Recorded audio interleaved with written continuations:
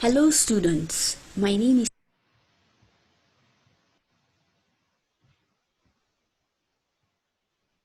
Dr. Akuno Sakri. I'm your course instructor for course number ANT 40100, Anthropology of India. Today I will be lecturing on Unit 2, Nation Building in India. The unit will be structured like this.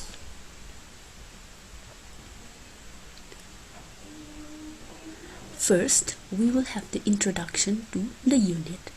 Secondly, the land called India. Third, the different types of diversities and subsequent conflicts. Fourth, nation building in India. Fifth, national integration. Sixth, we will check your progress through some questions, given questions. 7, we will be giving a summary in let us sum up. 8, some keywords of the lesson. 9, suggested readings to know further about the topic. Finally, we have the possible answers to your check your progress questions. Finally, and in the final, we have the references.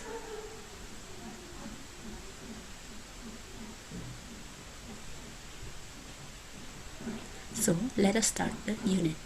So what is the objectives? What will you be able to learn after this unit? After this unit, you will be able to discuss the various kinds of diversities found in Indian society.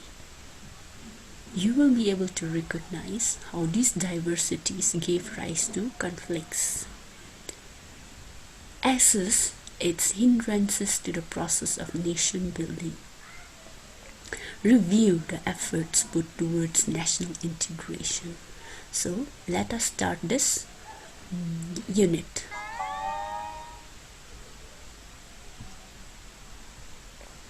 So, introduction.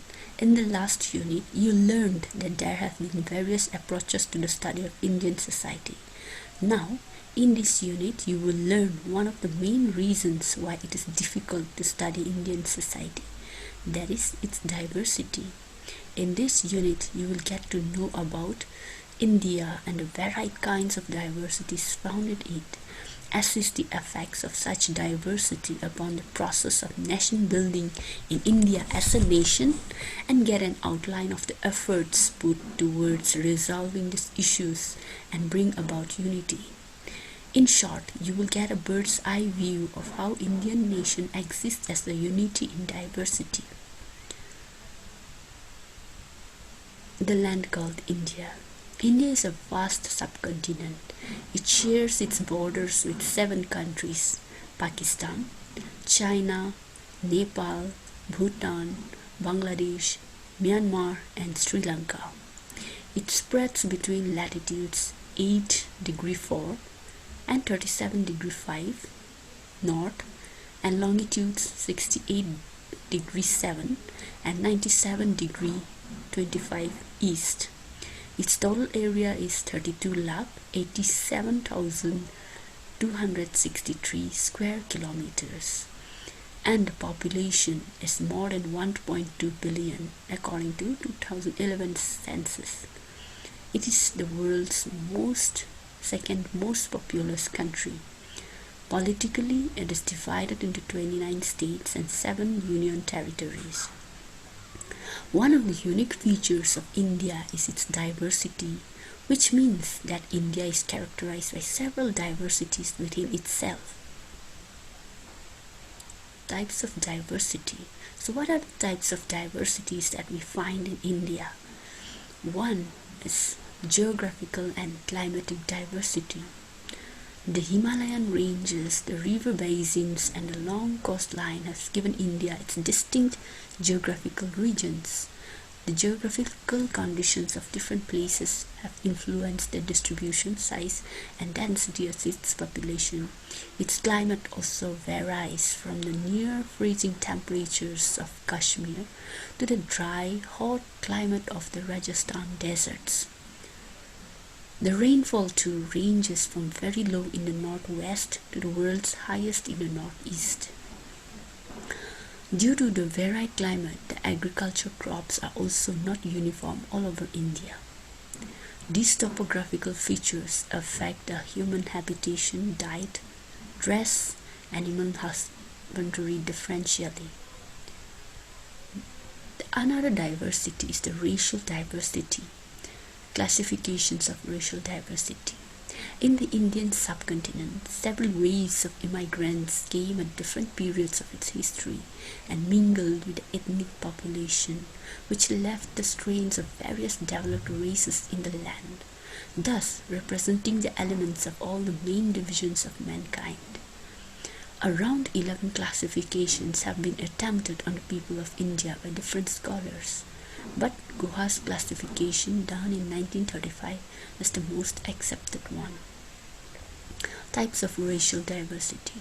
According to Guha, 1935, the population of India is racially containing elements from sub-racial types: Negrito, Proto-Australoid, Mongoloid, Mediterranean, Nordic, and Western brachycephals. The Negritos are the people who belong to the racial stocks found in Africa. Their physical features are dark skin color, curly hair, and thick lips, etc. An example is the Kadar tribe of South India. Some tribes of North India belong to the Proto-Australoid race. Example are the Bhils. Mongoloid category, an example of which are the people of Karbi people of Assam. The Mediterranean are characterized by their medium or short stature, slender build, and long head. Example, the Parsis.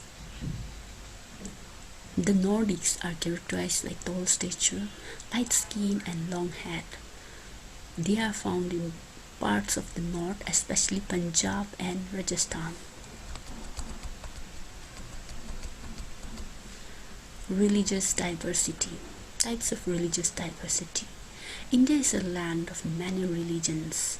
According to 2011 census, Hindus form the majority, about 79.8%, while Muslims constitute about 14.2%, Christians 2.3%, and Sikhs 1.7%, and other religious communities constitute 2% of the total population.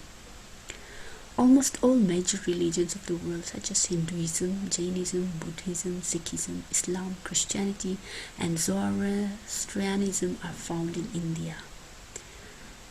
Vaishnavists and Arya Samajis, Shias and Sunnis, Catholic and Protestants, Akali and Nirankaris, Digambar and Swetambar are subgroups within these main religions.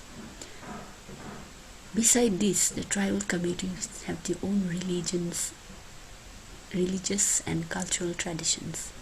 Every religion has its own festivals and ceremonies, rituals, beliefs, celebrations, and places of worship. Despite the people following different religions and observing different rituals and forms of worship, there has been synthesis of all religions, preaching the idea of one God. India has been declared a secular state where the state does not make any discrimination between different religions. The existence of so many religions in India has often periodically led to religious riots and social conflicts. Linguistic diversity. Language diversity in India.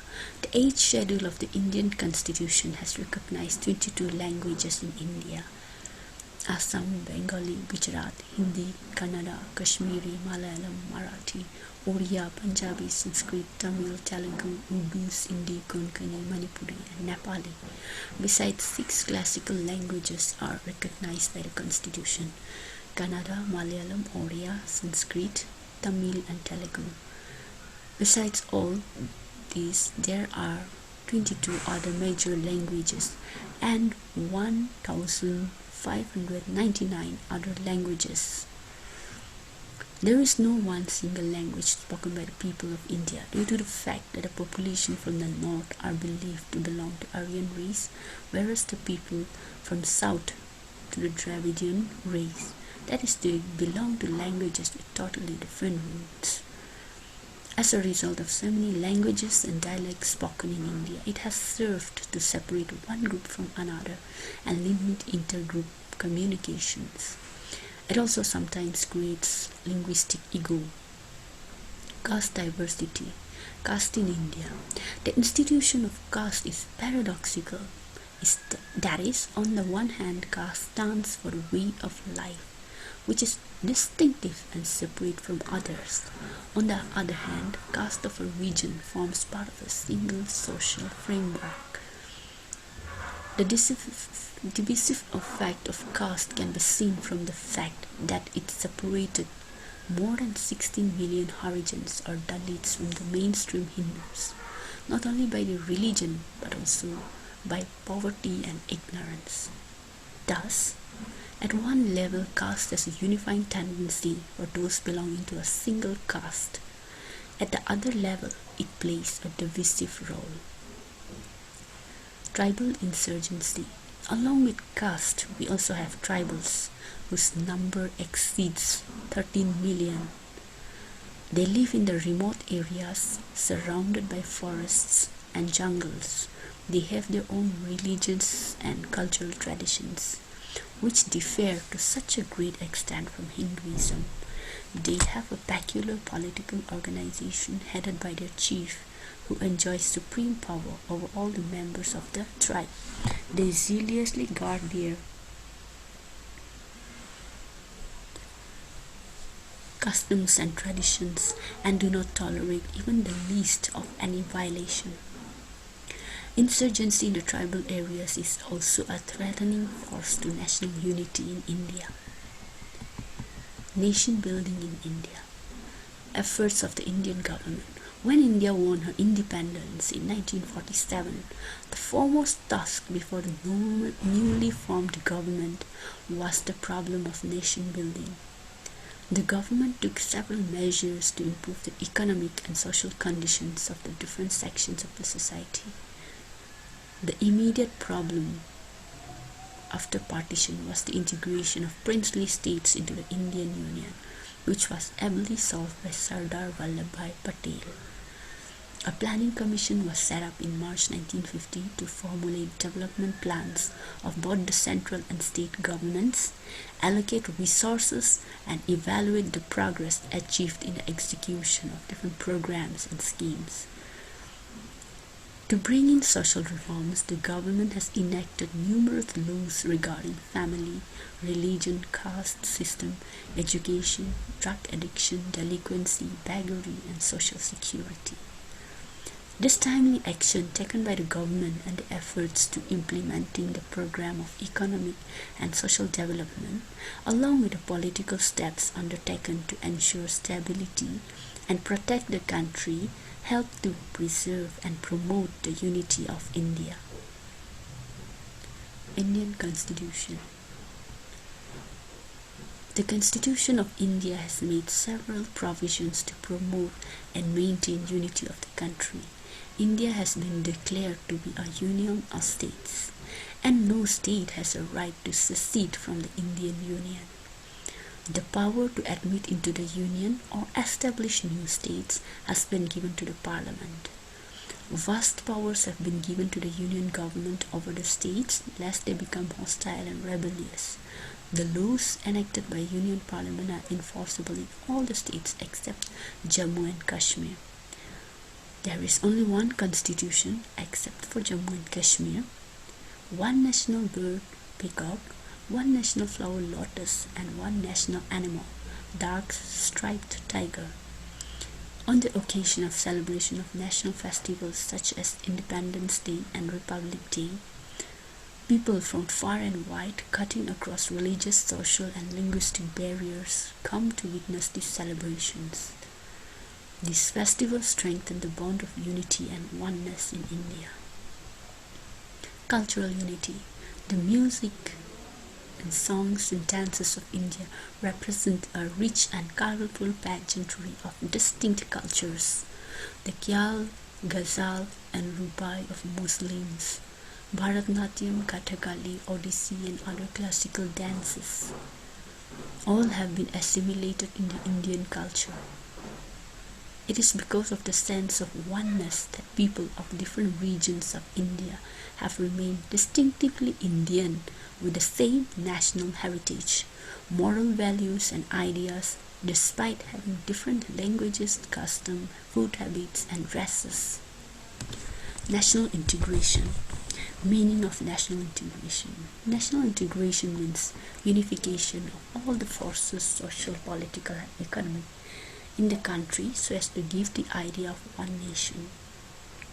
Coexistence, tolerance, cooperation, mutual understanding and unity are the fundamentals of national integration. It ensures peaceful environment wherein minorities and majorities live together peacefully and amicably with mutual trust and respect. National integration in Indian context. The British rule, which was known for its policy of divide and rule, created fissures in the Indian society. However, the struggle against the British rule unified the divided Indian people. After India won independence, the country began its march on the road to social upliftment, economic development, and political unification.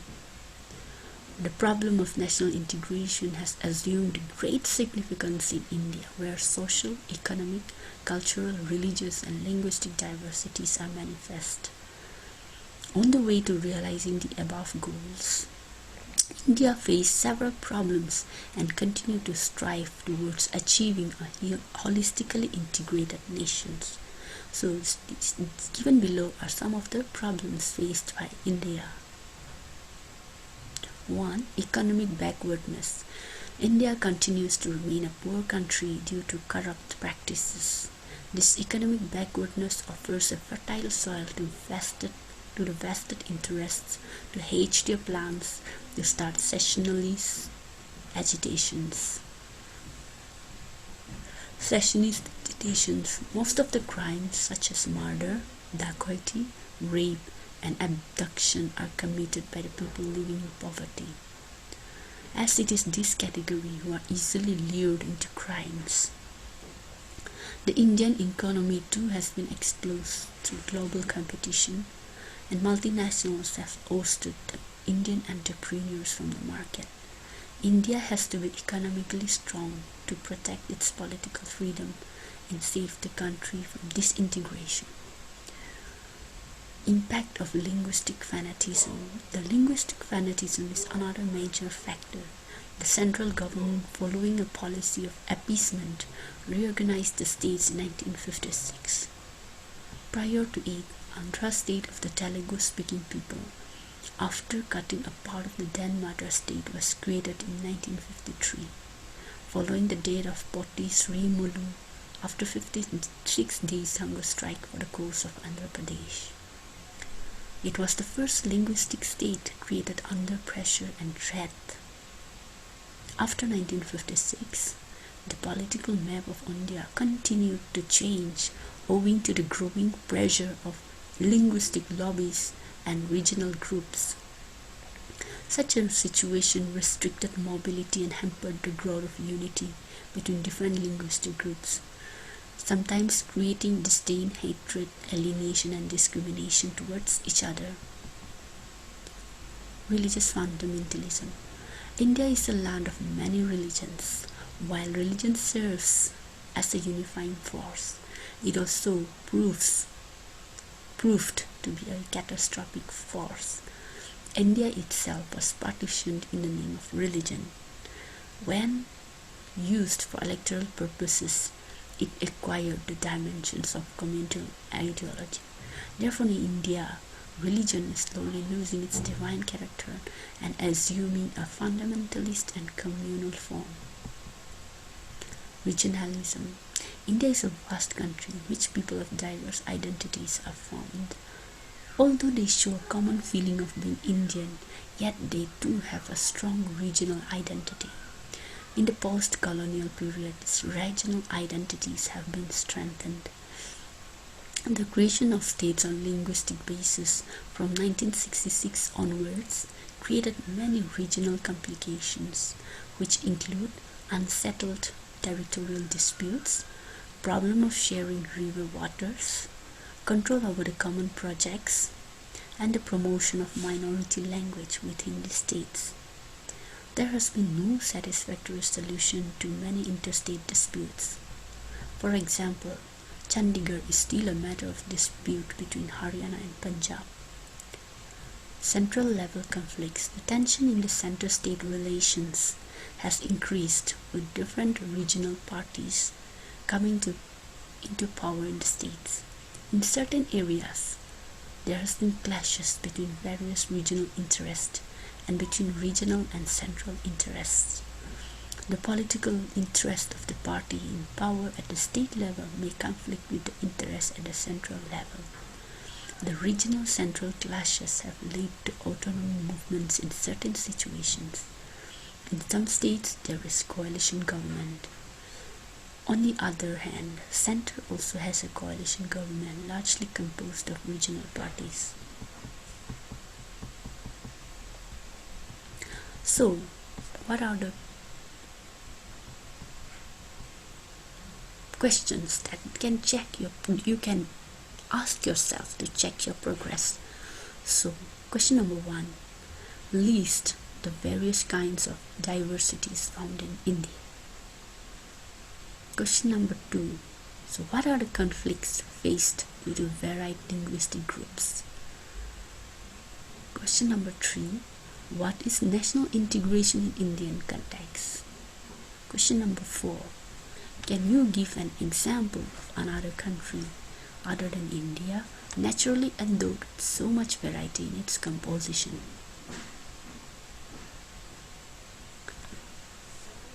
Let us sum up. So, in this unit, you learned that India is a country of varied geography, climate, racial diversity, language, religion, culture, traditions, and customs within different regions, cities, towns, and villages. If you travel the length and breadth of the country, it would appear as if you have crossed several separate countries. Though this is a unique characteristic of Indian nation, but because of such diversity, there are continuous conflicts which give rise to movements based on class struggle, caste tensions, communal clashes, linguistic tensions, and regional differences in several parts of the country that threaten national integration.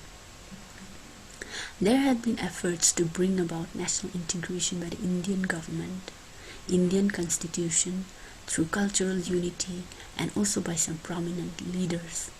However, national integration for building up Indian nation cannot be one-sided. It has to be a mass movement where people of all religions, castes, classes, and region work unitedly in safeguarding and promoting the unity and integrity of our country.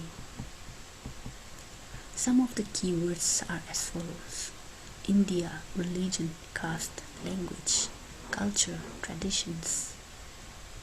Some suggested readings, and you will get the possible answers to check your progress in the following paragraphs and some references. Thank you.